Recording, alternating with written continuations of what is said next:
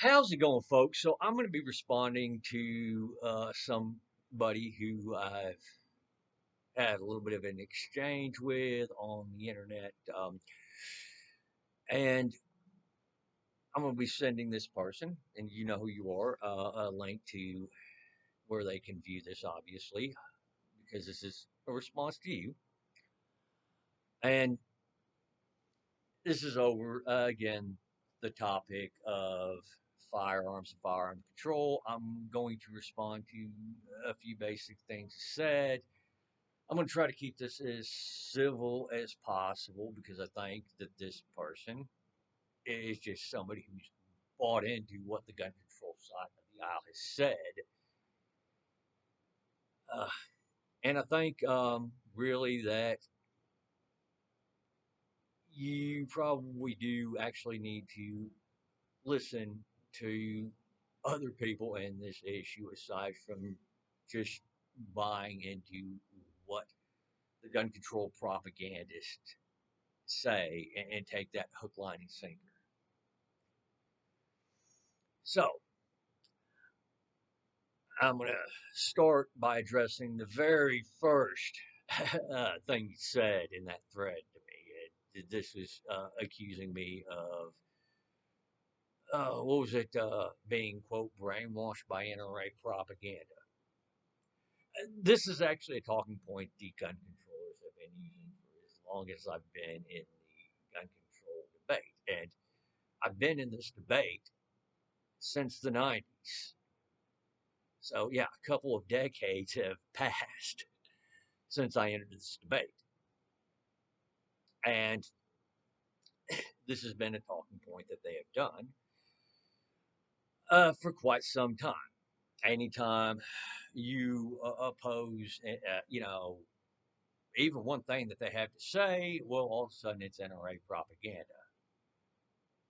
And really, this says more about them than it does about the person they're accusing of this. All right. So let's start off with preconceived notions about me. I'm not an NRA member.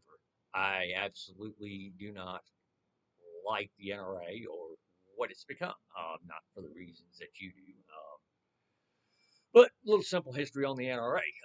The NRA started off in 1871 when they were founded by Union generals as a civilian marksmanship program. The reason why the Union generals started a civilian marksmanship program was because of their observations and lessons learned during the Civil War. This is a bit of history that's not quite so talked about, but, well, at least by people who are not history buffs. But during the Civil War, the Confederate Army was at a massive disadvantage on paper. They lacked the numbers, industry, things of that nature, things that you would need to supply an army, yet they exacted a massive toll on the Union. And they actually, at a number of times, came very close to winning the Civil War, despite being outnumbered 4-1, despite, having obsolete equipment. And the reason for this being, well, there were a few reasons. They had the defensive advantage. They had the cream of the crop generals. Um, these army bases that they've changed the names on now, that were named after Confederate generals, these army bases were named after Confederate generals because they were great generals. They were great at what they did. The average Confederate soldier uh, was a far better soldier than the average Union soldier, which is why the Confederates were able to exact such the toll. You see, a lot of the reason why the Confederate, what people call the Confederate flag, it's really not. It's really the Robert E. Lee flag, stars and bars. The reason why it's so popular is due to a pride in how skilled the Confederate soldiers were, at least among people who know that history. So, as a result, the Union generals got together and started their civilian marksmanship program, now known as the National Rifle Association. And of course, the National Rifle Association stood very silent at best on a lot of the gun laws that got pushed nationally starting in 1934, which we can get a little bit more into the NFA. I haven't decided whether or not how much discussing I'm going to do on the NFA in this video. We'll have to see. I'm going to try to keep the video from going on too long. Um, trying to be conversive here with this. However, the NRA, continued to stay silent on a lot of these gun laws up until there was a point where the NRA started to say, okay, look, these gun laws are going too far. You need to stop. Or we're not going to support this gun law because it goes too far. And all of a sudden, when the NRA stopped supporting everything on the gun controller's wish list, immediately they became extremist, insurrectionist terrorists. And that's what it boils down to. Now, of course, in the years of Wayne LaPierre, Wayne LaPierre figured out he can make a lot of money by getting people to donate to the NRA who happen to,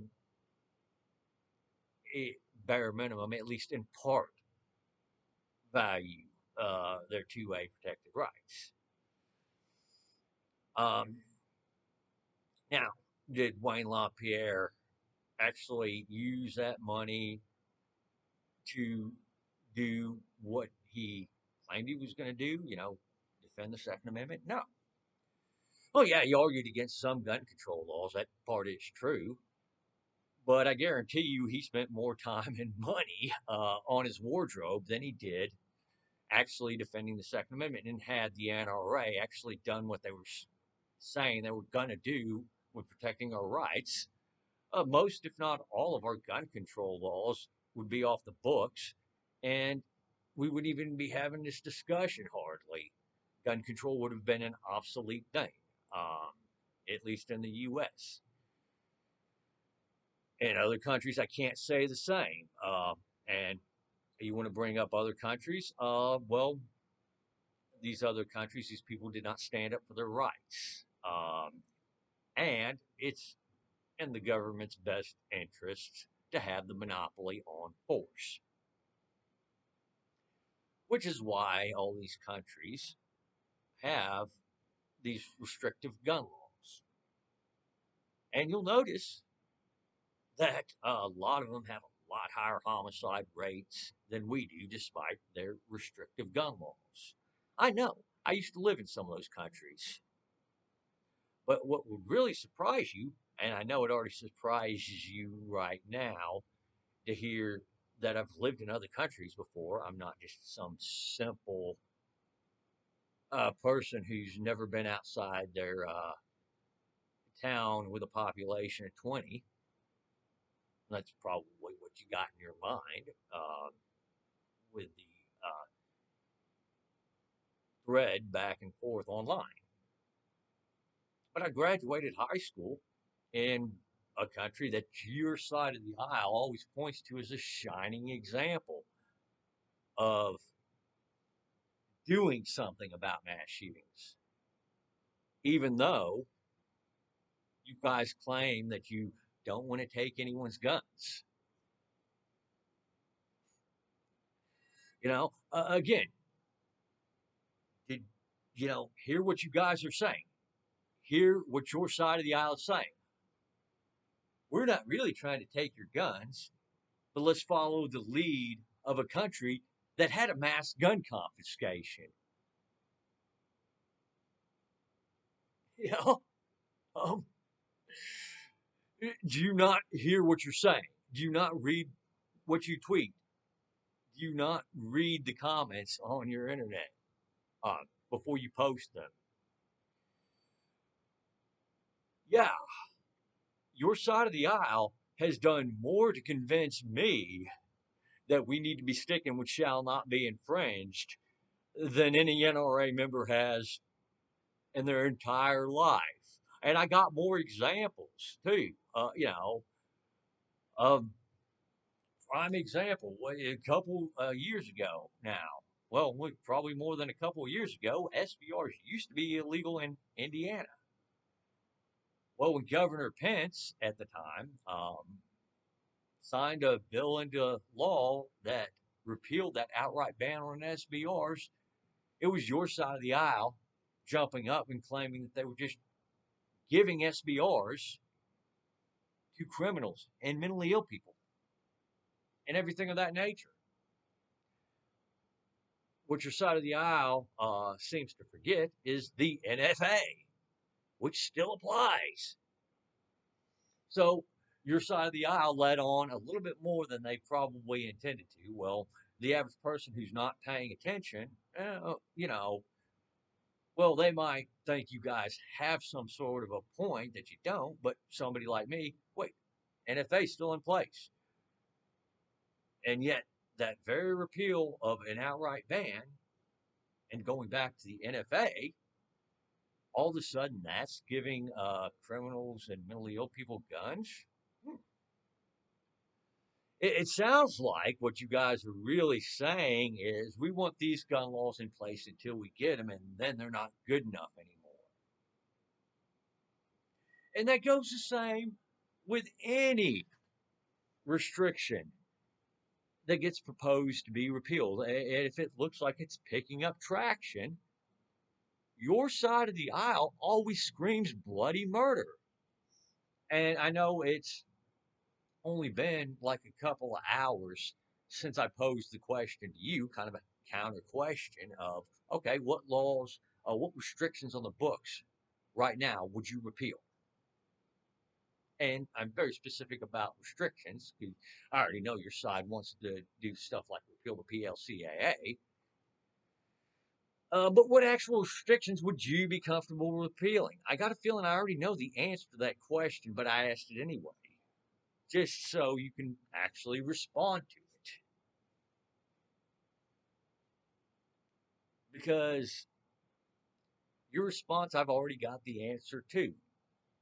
And this again comes from plenty of experience of listening to people on your side of the aisle and talk and actually reading what they post and things of that nature. You know, we bring up Obama, by the way. Um, yeah, sure, he didn't actually get all the gun control laws that he wanted to get passed through. In fact, he got very few of them. It doesn't mean he didn't try. I mean, when he's saying stuff like Australia and Japan and the UK, well, they're all shining examples. And I know I'm paraphrasing, but this is the basic point of what he said. Well, how do you reconcile him pointing to these countries that have either total bans on firearms or firearms might as well be banned in their countries?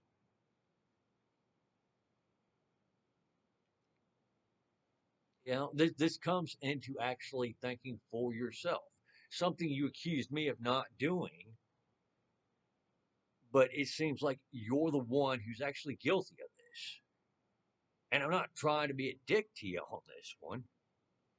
It's just, listening to the same stuff time and time again and watching your side of the aisle just repeat this over and over again. Meanwhile, you're the ones doing stuff like being dishonest, acting like children, um, accusing us of the very things you're guilty of. You know, let me, like we got dishonesty covered, but let me harken back on the children example. Remember when Obama was president and the Manchin-Tomei bill died on the Senate floor? Well, Obama got up and the Rose Garden the very next day and talked about how it was a shameful day. I remember that speech from Obama. There was a gun control activist in the Capitol building at the time who, the second the gun control bill died, started screaming, shame on you," like a 5-year-old. Started acting like a 5-year-old in there. And it's not the first time I've seen gun control activists just break down and act like 5-year-olds. Your rhetoric. Oh, well, you didn't give us the gun law you wanted, therefore you're in favor of giving mass killers guns. Well, another example, when Trump actually went to Congress to do this, and really Trump could have done this with the stroke of his pen because it was done by a stroke of the pen of Obama. When that ban on certain Social Security recipients from owning firearms was repealed, gun controllers screamed that it was giving mentally ill people guns.